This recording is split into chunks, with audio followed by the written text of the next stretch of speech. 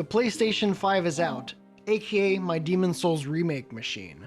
Reviews and hot takes are flowing every which way as people excitedly jump into Bluepoint's remake of the beloved Fromsoftware classic.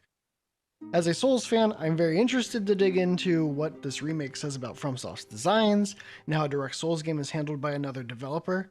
These long-form, structured analyses will come, but right now there's already a scattershot of reviews, impressions, and discoveries happening that I want to share. Sharing cool finds from the community is something I love to do, and everything I discuss here can be found linked in the description below. This is Demon's Souls Remake so far, episode 1. Let's get into it. Demon's Souls' critical reception has been very positive so far, with scores overwhelmingly in the 90s. If you're interested in critic reviews, Dantak's Game Informer review and Tamor Hussein's GameSpot review would be my recommendation, and you can find them linked below. They gave the remake a 93 and 90 respectively, and as longtime Souls fans, they're well equipped to discuss the remake in the context of the original. But of course, there are no harsher critics of the Souls games than the Souls community itself. The nitpicking began the moment there was something to pick apart, and is in full swing now that the game is released. Differences in enemy and character design from the original game have been the main source of criticism. Of course, your mileage may vary in how these deviations affect you. The demons are depicted as more grotesque in the remake, and this is hit or miss depending on the context. With enemies like the Fat Official, this detracts from the design. The Fat Official is antagonistic and malevolent, which they thinly veiled behind a facade of class and humor. The new design makes their corruption more explicit, and takes away from the malevolence of the original design. On the other hand, I am a defender of the more grotesque deviation of Latria's man-eaters. While the original design of the man-eaters matches the concept art, I'd argue the new design more successfully portrays them as the Frankenstein of animal parts that is the concept behind the man-eaters.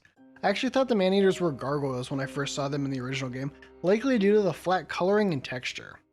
The new design has more color and texture variance that more closely aligns with the color of the concept art.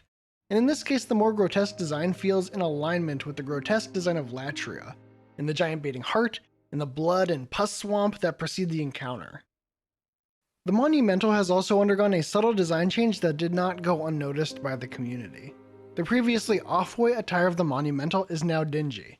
Santa DSK pointed out that this change directly contradicts the annotations in the concept art. And perhaps the most unanimously derided character deviation is that of Satsuki. It's a yikes. An aesthetic choice that yours truly has criticized is making the architecture in Boletaria Gothic instead of Romanesque as in the original. The argument for the change has been that From would have gone with more ornate Gothic architecture in the original if the fidelity had been there. I do not believe this is true. Latria was already more Gothic in the original, and From continued to use Romanesque architecture alongside Gothic architecture in Dark Souls 1. And historically, the main advantage of Gothic architecture was that it allowed for larger openings and thinner columns. This is great for churches, but impractical for fortresses. The move to make Boletarian architecture more Gothic takes away visually from the architectural variety of the game, and makes less sense contextually for its function as a fortress.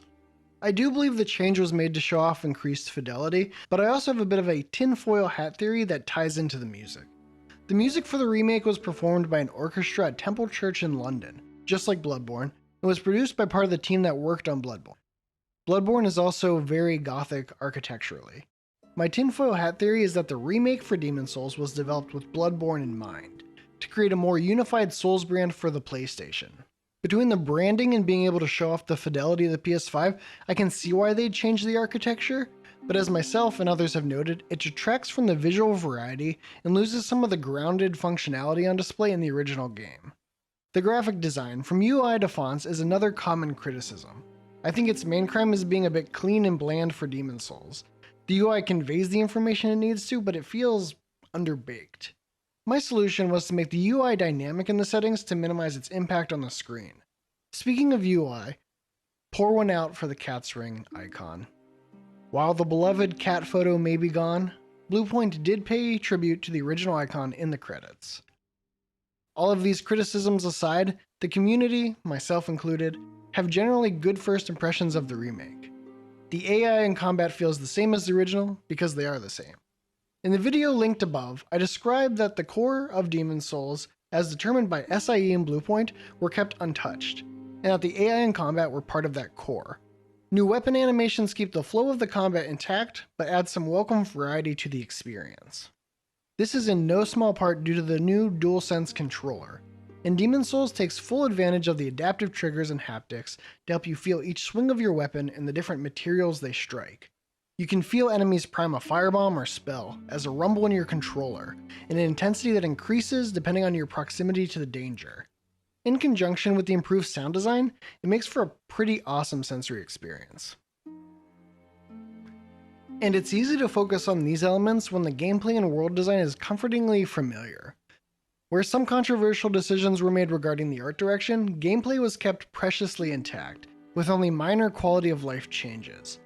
Systems like grass and item burden remain, although they receive some tweaks.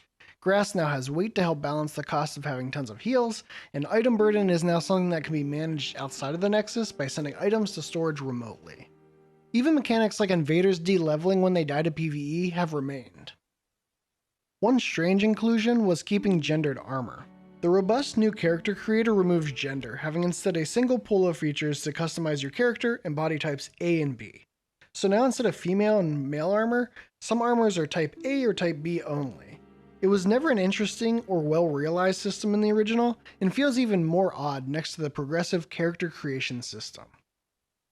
Another somewhat confusing thing is that the pre-order exclusive bonus weapons are not upgradable. This is good news that the weapons do not give an advantage beyond the early game, but also decreases the already dicey value of the deluxe edition. Exclusive weapons already felt bad, and having them only be viable in the early game means that no one ends up being happy with these bonuses.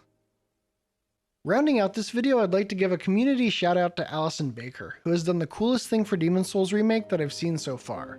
A classic meme for Demon's Souls is the old guy playing Demon's Souls inside an Arby's, and Allison made a recreation of that image for the remake. Basa. And that's Demon's Souls so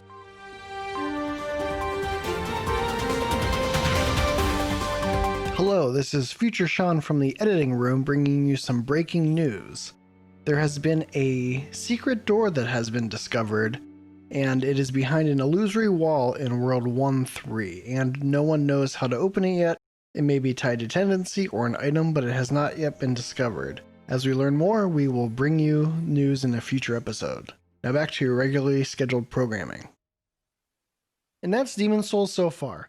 I can't wait to continue playing the game and see what the community creates and discovers in the coming weeks. I'll continue to compile and share those creations and discoveries, so be sure to subscribe to keep up. What are your impressions of the Demon's Souls remake? Did you learn anything new from this video? Leave a like if you did, and comment with your thoughts and impressions of the remake. Thanks for watching.